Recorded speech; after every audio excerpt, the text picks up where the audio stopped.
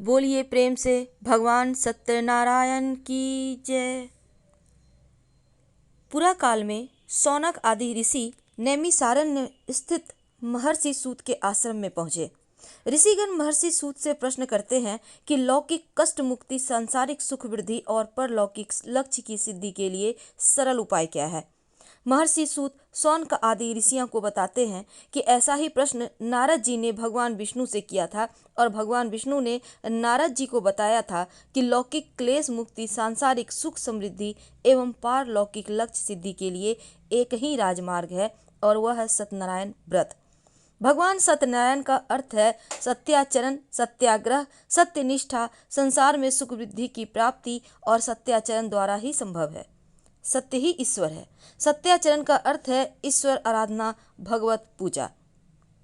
सूत जी कहते हैं कि नारद जी भगवान श्री विष्णु के पास जाकर उनकी स्तुति करते हैं।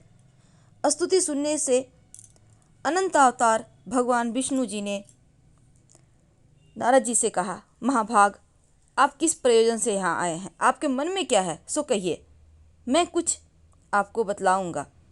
नारद जी कहते हैं, भगवान, मृत्यु लोक में आपके पाप कर्मों के द्वारा विभिन्न योनियों में उत्पन्न सभी लोग बहुत प्रकार के क्लेशों से दुखी हो रहे हैं। हे नाथ, किस लघु उपाय से उनके कष्टों का निवारण हो सकेगा? यदि आपकी मेरे ऊपर कृपा हो तो मैं सुनना चाहता हूँ, उसे बताएं। श्री भगवान ने कहा, हे वत्स, संसार के ऊपर अनुग्रह करने की इच्छा से आपने बहुत अच्छी बात पूछी है। जिस व्रत के करने से प्राणी मोह से मुक्त हो जाता है, मैं उसे बतलाता हूँ, सुने।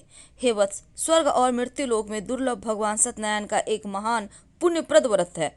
आपके स्नेह के कारण मैं इस समय उसे कह रहा हूँ। अच्छी प्रकार विधि विधान से भगवान सत्यनारायण का व्रत करके मनुष्य शीघ्र ही सुख प्राप्त कर परलोक के मोक्ष को प्राप्त कर लेता है। भगवान की ऐसी वाणी सुनकर नारद मुनि ने कहा, प्रभु, इस व्रत को करने का फल क्या है? इसका विधान क्या है? इस व्रत को किसने किया और इसे कब करना चाहिए? यह सब विस्तार पूर्वक बतलाइए। तब भगवान कहते हैं कि यह सत्यनारायण व्रत दुख, शोक आदि का शमन करने वाला, धन वैभव का वृद्धि करने वाला, सौभाग्य संतान देने वाला और सर्वत्र विजय प्रदान करने वाला है। जिस भी किसी व्यक्ति ने भक्ति श्रद्धा भाव से होकर मनुष्य, ब्राह्मणों और बांधवों के साथ धर्म में तत्पर होकर शाम के वक्त भगवान सत्यनारायण की पूजा करे, नैवेद्य के रूप में भोजन आदि पदार्थ का सवाया मात्रा में भक्ति पूर्वक अर्पित करना चाहिए। केले का फल, घी, दूध, गेहूं का चूर्ण, गेहूं के चूर्ण के अलावा साठी चावल का चूर्ण, शक्कर, गुड़, यह सब भक्ष्य सामग्री सवाया मात्र में एकत्र कर निवेदित करना चाहिए। बंधु बांधवों के साथ भगवान श्री सत्यनारायण की कथा सुनकर ब्राह्मणों को दक्षिणा देनी चाहिए और ब्राह्मण को भोजन कराना चाहिए। भक्ति पूर्वक प्रसाद ग्रहण करके नृत्य गीत का आयोजन करें और तदंतर भगवान सत्यनारायण का स्मरण करते हुए अपने घर जाना चाहिए। ऐसा करने से मनुष्य को अभिलाषा अवश्य पूर्ण होती है और कलयुग में पृथ्वी लोक में यह सबसे छोटा किंतु सरल बहुत अच्छा उपाय है। दूसरा अध्याय। श्री सूत जी कहते हैं, हे द्विजो, अब मैं पुनः पूर्व काल में जिसने इस सत्यनारायण व्रत को किया था उसे भली भांति विस्तार पूर्वक कहूंगा। रमणीय काशी नगर नामक नगर में कोई अत्यंत निर्धन ब्राह्मण रहता था। भूख और प्यास से व्याकुल होकर वह प्रतिदिन पृथ्वी पर भटकता रहता था। ब्राह्मण की जो प्रिय भगवान उसे दुखी ब्राह्मण को देखकर वृद्ध ब्राह्मण का रूप धारण कर उस द्विज से आदर पूर्वक पूछा, हे विप्र, प्रतिदिन अत्यंत दुखी होकर तुम किस लिए पृथ्वी पर भ्रमण करते हो? हे द्विज श्रेष्ठों, यह सब बतलाओ, मैं सुनना चाहता हूँ। ब्राह्मण कहता है, प्रभो, मैं अनंत दरिद्र ब्राह्मण हूँ, भिक्षा के लिए पृथ्वी पर घूमा करता हूँ। यदि मेरी इस दरिद्रता को दूर करने का आप कोई उपाय जानते हो तो कृपा पूर्वक बतलाइए। वृद्ध ब्राह्मण कहते हैं, हे ब्राह्मण देव, सत्यनारायण भगवान विष्णु अभीष्ट फल देने वाले हैं। हे विप्र, तुम उनका उत्तम व्रत करो जिसको करने से मनुष्य सभी दुखों से मुक्त हो जाता है। व्रत के विधान को भी ब्राह्मण से यत्न पूर्वक कहकर वृद्ध ब्राह्मण रूपधारी भगवान विष्णु वहीं पर अंतर ध्यान हो गए। वृद्ध ब्राह्मण ने जैसा कहा उस व्रत को उसी प्रकार वैसे ही करूंगा। यह सोचते हुए ब्राह्मण को रात में नींद नहीं आई। अगले दिन प्रातः काल उठकर सत्यनारायण का व्रत करूंगा ऐसा संकल्प करो ब्राह्मण भिक्षा के लिए चल पड़ा।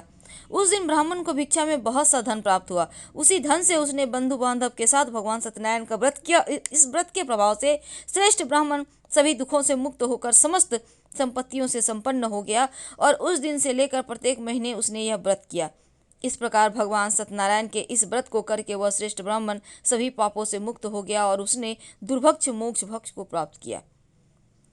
हे विप्र, पृथ्वी पर जब भी कोई मनुष्य श्री सत्यनारायण व्रत का कथा करेगा, पढ़ेगा, सुनेगा, उसी समय उसका समस्त दुख नष्ट हो जाएगा। हे ब्राह्मणों, इस प्रकार भगवान नारायण ने महात्मा नारद जी से जो कुछ कहा मैं आप सबको कह चुका, अब मैं क्या कहूँ। हे मुने, इस पृथ्वी पर उस ब्राह्मण से सुने हुए इस व्रत को किसने किया, हम सब सुनना चाहते हैं। उस व्रत पर हमारी श्रद्धा हो रही है। तब सूत जी कहते हैं, मुनियों, पृथ्वी पर जिसने यह व्रत किया उसे आप लोग सुने। एक बार वह द्विजश्रेष्ठ अपनी धन संपत्ति के अनुसार बंधु बांधव परिवारजनों के साथ व्रत करने के लिए उद्यत हुआ। इसी बीच एक लकड़हारा वहां आया और लकड़ी बाहर रखकर उस ब्राह्मण के घर गया। प्यास से व्याकुल उस ब्राह्मण का व्रत करता हुआ देखकर प्रणाम करके उनसे बोला, प्रभु, यह आप क्या कर रहे हैं? इसके करने से किस प्रकार की फल प्राप्ति होती है, विस्तार पूर्वक मुझसे कहिए। विप्र ने कहा, यह सत्यनारायण का भगवान का व्रत है जो सभी मनोरथों को प्रदान करने वाला है और उसी के प्रभाव से मुझे यह सब महान धन धान्य प्राप्त हुआ है। जल पीकर प्रसाद ग्रहण करके वह नगर चला गया। भगवान सत्यनारायण देव के लिए मन में ऐसा सोचने लगा कि आज लकड़ी बेचने से जो धन प्राप्त होगा उसी धन से भगवान सत्यनारायण का श्रेष्ठ व्रत करूंगा। इस प्रकार मन में चिंतन करता हुआ लकड़ी को मस्तक पर रखकर वह सुंदर नगर में गया जहाँ धन धान्य से संपन्न लोग रहते थे और उसने उस दिन लकड़ी का दुगुना मूल्य प्राप्त किया। इसके बाद प्रसन्न हृदय से वह पके हुए केले का फल, शर्करा, घी, दूध, गेहूं का चूर्ण सवाया मात्रा में लेकर घर आया। बंधु बांधव को बुलाकर विधि विधान से भगवान श्री सत्यनारायण का व्रत किया। उस व्रत के प्रभाव से धन पुत्र से संपन्न हो गया। इस लोक में अनेक सुख का उपभोग कर अनंतपुर में सत्यपुर अर्थात बैकुंठपुर चला गया। तीसरा अध्याय। श्री सुत जी कहते हैं, श्रेष्ठ मुनियों, अब मैं पुनः आगे की कथा कहूंगा, आप लोग सुने। प्राचीन काल में उल्का मुख नाम का एक राजा था। वह जितेंद्रिय, सत्यवादी, अत्यंत बुद्धिमान, वह विद्वान राजा प्रतिदिन देवालय जाता, ब्राह्मणों को धन देकर संतुष्ट करता और कमल के समान मुख वाली उसकी धर्मपत्नी शील, विनय, सौंदर्य आदि गुणों से संपन्न पति पारायण थी। राजा एक दिन अपनी धर्मपत्नी के साथ भद्रशिला नदी के तट पर श्री सत्यनारायण व्रत कर रहा था। उसी समय व्यापार के लिए अनेक प्रकार की पुष्कल धनराशि से संपन्न एक साधु नाम का बनिया वहां आया। भद्रशिला नदी के तट पर नाव को स्थापित कर वह राजा के समीप गया और राजा को उस व्रत में दीक्षित देखकर विनय पूर्वक पूछने लगा। साधु ने कहा, राजन, आप भक्ति युक्त चित्त से यह क्या कर रहे हैं? कृपा करके मुझे बतलाइए, मैं सुनना चाहता हूँ। तब राजा कहते हैं कि साधु, पुत्र आदि की प्राप्ति की कामना से अपने बंधु बांधव के साथ मैं अतुल तेज संपन्न भगवान विष्णु का पूजन और व्रत कर रहा हूँ। राजा की बात सुनकर साधु ने आनंद पूर्वक कहा, राजन, इस विषय में आप मुझे सब कुछ विस्तार से बतलाइए। आपके कथानुसार मैं व्रत और पूजन करूंगा। मुझे भी संतति नहीं है, इससे अवश्य ही संतति की प्राप्ति होगी। ऐसा विचार कर वह व्यापार से निवृत्त हो आनंद पूर्वक अपने घर आया।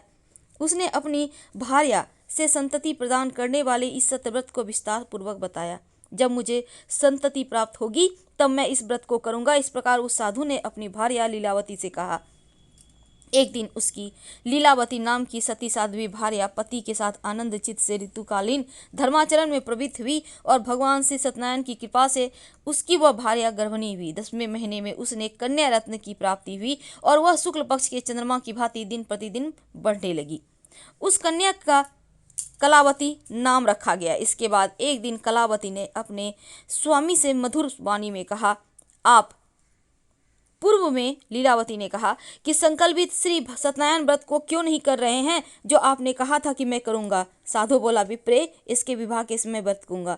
इस प्रकार अपनी पत्नी को भली भांति आश्वस्त कर वह व्यापार करने लगा और एक बार वह व्यापार करने के लिए नगर की ओर गया। इधर कन्या कलावती पिता के घर में बढ़ने लगी। तदंतर धर्मज्ञ साधु ने नगर में सखियों के साथ क्रीड़ा करती हुई अपना कन्या को देखकर विवाह के योग्य देखकर मन में ये विचार किया कि विवाह के लिए श्रेष्ठ वर का अन्वेषण करना होगा। ऐसा कहकर वह दूत को शीघ्र ही भेज दिया। उसकी आज्ञा प्राप्त कर दूत कांचन नामक नगर में गया और वहां एक वणिक नाम का पुत्र ले आया। वणिक का उस साधु ने उस वणिक के पुत्र को सुंदर और गुणों से संपन्न देखकर अपनी जाति के लोगों और बंधु बांधवों के साथ संतुष्ट चित्त होकर विधि विधान से वणिक पुत्र के हाथ में कन्या का दान कर दिया। उसमें वह साधु बन या दुर्भाग्यवश भगवान का यह उत्तम व्रत करना भूल गया। पूर्व संकल्प के अनुसार विवाह के समय में व्रत न करने के कारण भगवान उस पर रुष्ट हो गए हैं। कुछ समय के पश्चात वह अपने व्यापार कर्म में कुशल हुआ साधु बनिया काल की प्रेरणा से अपने दामाद के साथ व्यापार करने के लिए समुद्र के समीप स्थित रत्नासुर नामक सुंदर नगर को गया। श्री संपन्न दामाद के साथ वह व्यापार करने लगा। इसके बाद दोनों राजा चंद्र केतु के रमणीय नगर में गए। उसी समय भगवान श्री सत्यनारायण ने उसे भ्रष्ट प्रतिज्ञ देखकर इसे दारुण कठिन और महान दुख प्राप्त होगा यह श्राप दे दिया।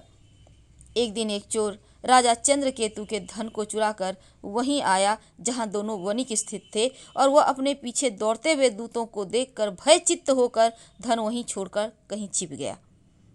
राजा के दूत वहां आ गए और वह साधु वणिक था वहां पर, और राजा के धन को देखकर उस दूत ने दोनों वणिक पुत्रों को बांध कर ले गया और हर्षपूर्वक दौड़ते हुए राजा से कहा, प्रभु हम 2 चोर पकड़ लाए हैं, इन्हें देखकर आप आज्ञा दें।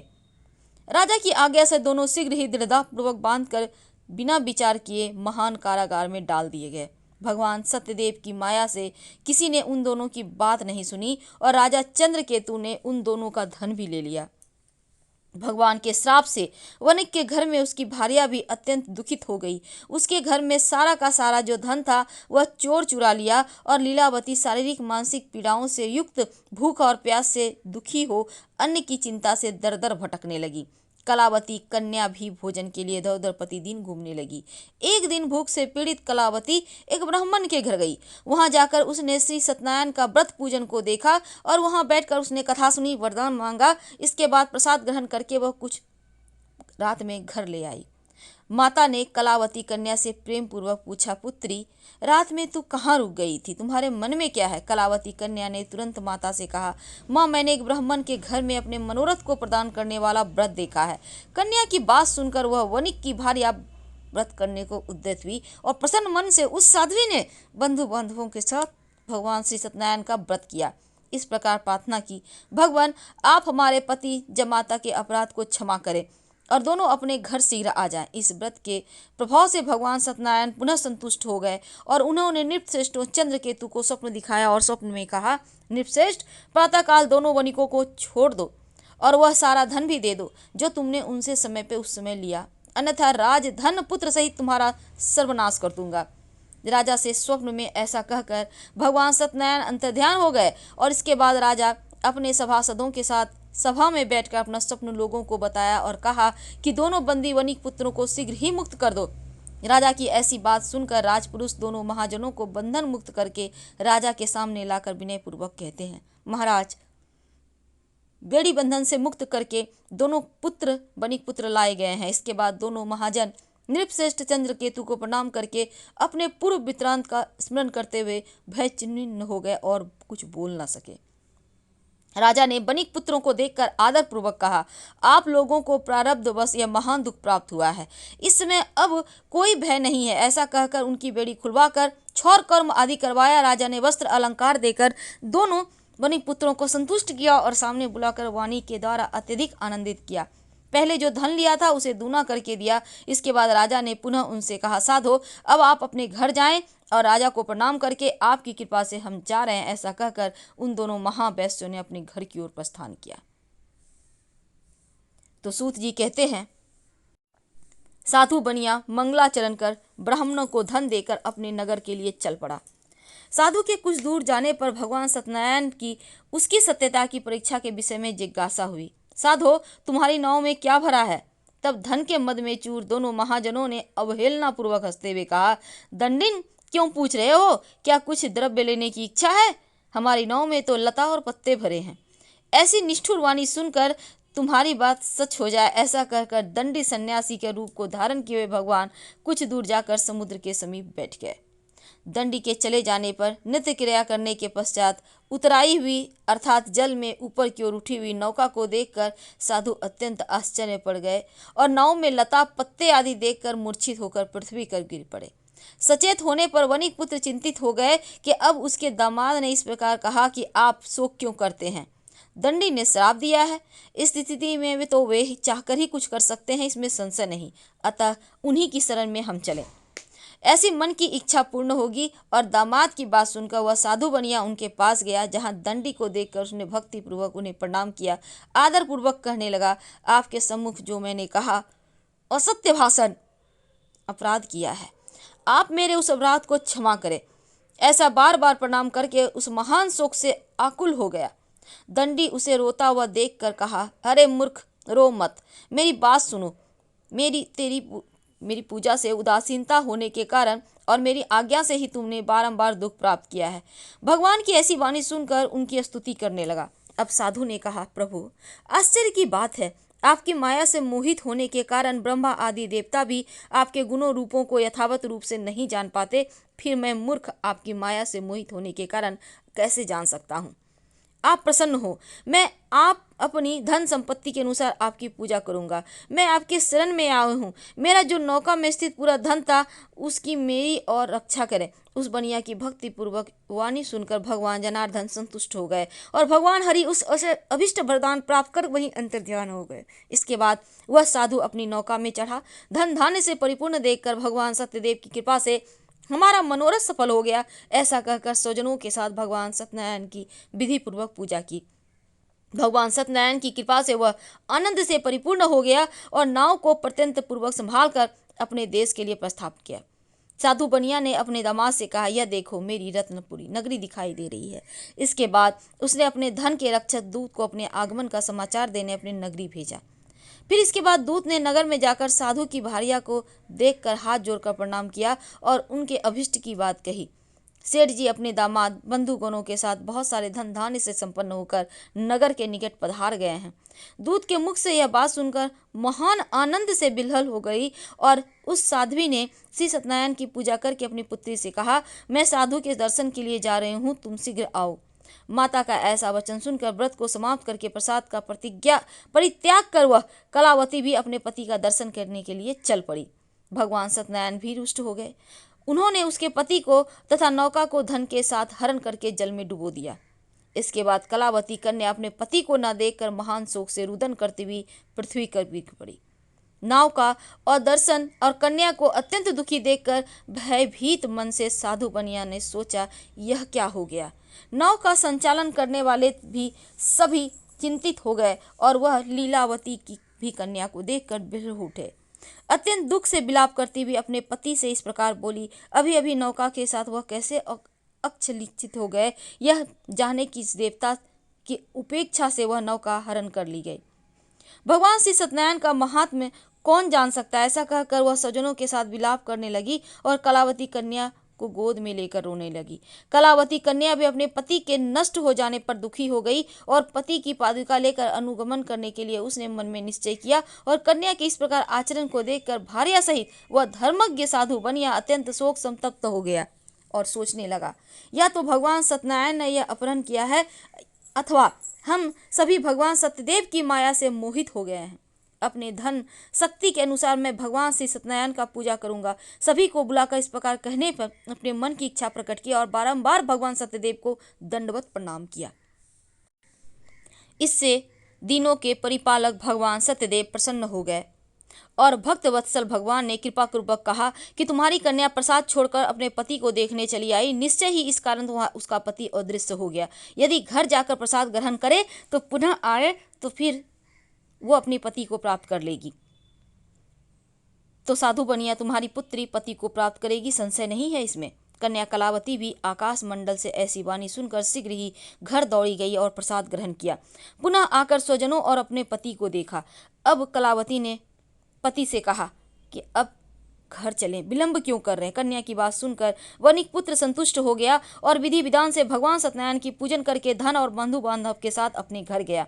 तदंतर पूर्णिमा संक्रांति पर्वों पर भगवान सत्यनारायण की पूजन करते हुए इस लोक में सुख भोग कर अंत में वह सत्यपुर वैकुंठ लोक में चला गया। बोलिए प्रेम से सत्यनारायण भगवान की जय। हर हर महादेव।